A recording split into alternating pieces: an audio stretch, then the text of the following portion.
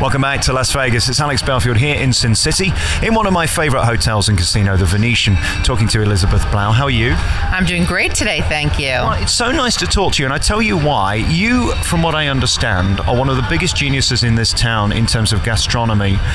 You've really pushed it forward, and I think it's fair to say you're responsible for most of the celebrity chefs that were here in creating that buzz about dining. Congratulations. Well, thank you. Well, we must assign a lot of that credit to Steve Wynn, because he was the visionary that allowed us to really start this, and what happened at Bellagio really snowballed, and so we have some of the greatest assembly of celebrity chefs and restaurateurs really anywhere in the world.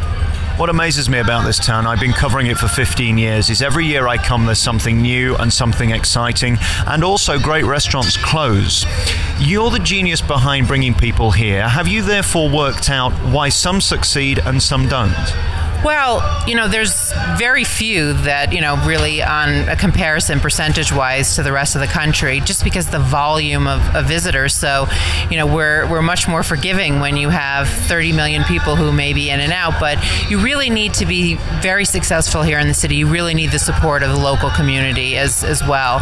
And, really, the things that haven't worked are kind of pushing the envelope in terms of concepts and cuisines that may not have been as readily accessible. But, if you kind of stick to a good formula and have great food and great service, with the number of people here, you're almost ensured success.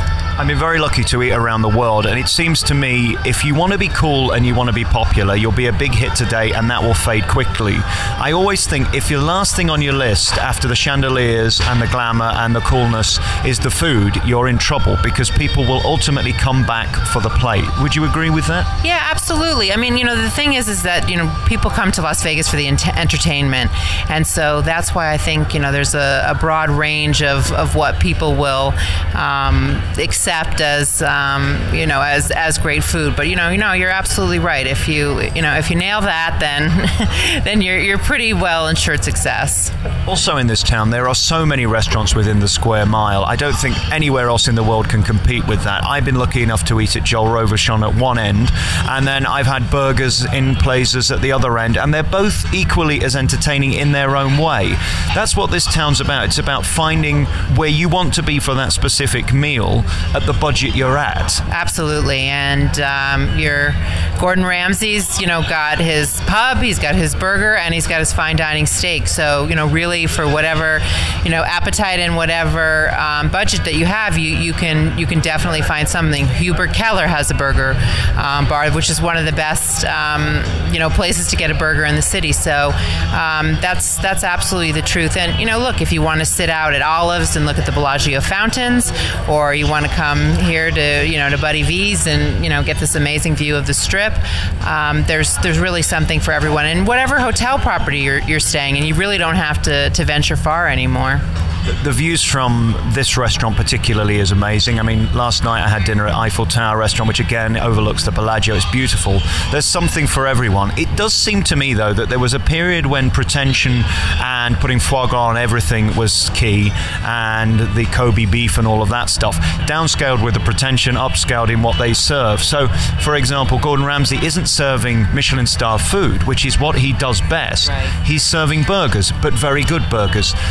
Is that something to do with the economy, or is that a Vegas thing? No, I think it's something that we see trending across the country.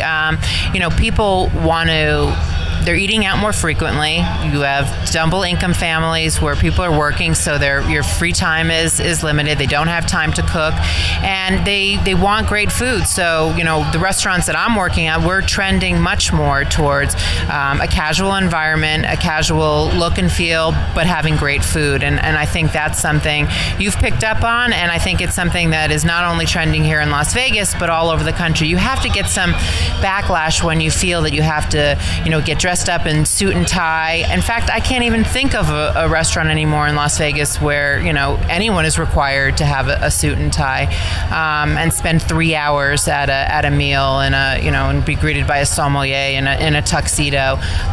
Those days are gone, and we're definitely trending. People want the experience, they want the quality of food, but they want it to accommodate their lifestyle. Do I have to know the chef to have a successful restaurant, or can I come into town being a complete unknown and still be a hit? You absolutely can, but you have to live up to your name and your reputation have to equate to what you're putting out on the table. This space where Buddy V's is in the Venetian is one of the largest hotels in the world. The traffic and the number of people staying in this hotel are incredible, but it's down a remote hallway, and there's no way that I would have gotten involved with this restaurant space without a celebrity chef partner like Buddy Valastro, who's seen in 150 countries and 250 million people see his show. And the testament is looking across the way at the bakery. I mean, the power of television and social media, that bakery has a line night and day. And those are people that may never get to Hoboken, New Jersey and get to see the original, but here they can get the absolute same experience, and they can get the cannoli or the lobster tail. But, there are times when your geographical location really, has to. But, look, Gordon Ramsay's a perfect example. You can't get a better location, and his numbers are through the roof. Bobby Flay's just opened a burger bar again in a little different location because he's not on a casino floor. He's right on the Strip, right next to the Mandarin Oriental, and he's doing phenomenally well there as well.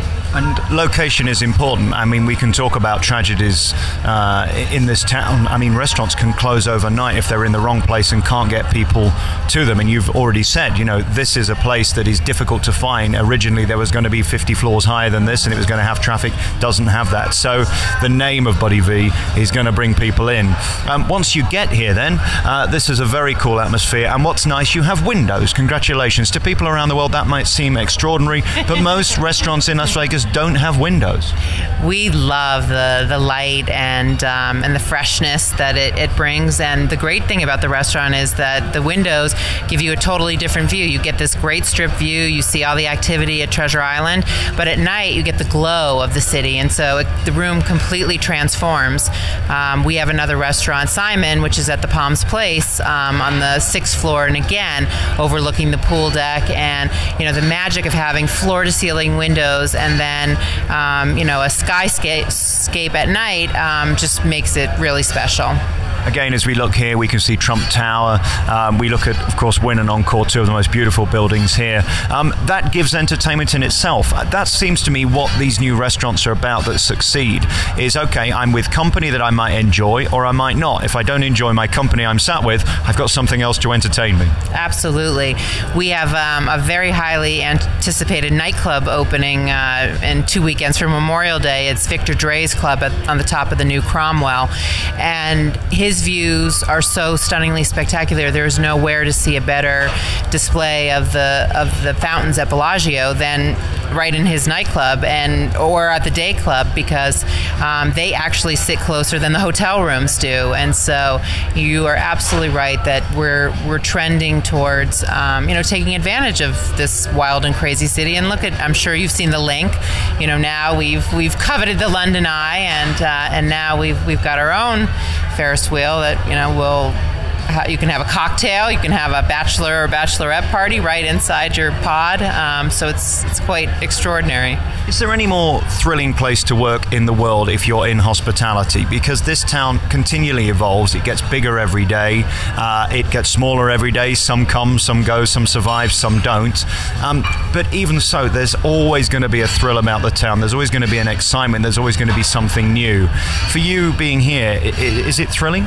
It is. I mean, there's an energy in Las Vegas that, is like nowhere else. I mean, I've worked in New York and I've worked in Washington, D.C., and I've been fortunate enough to travel all over the world, but people come to Las Vegas with the distinct idea that they're coming to play and have fun. I mean, even if you're coming here for a business meeting or a conference, you know that you're coming to have fun. And so it sets a tone.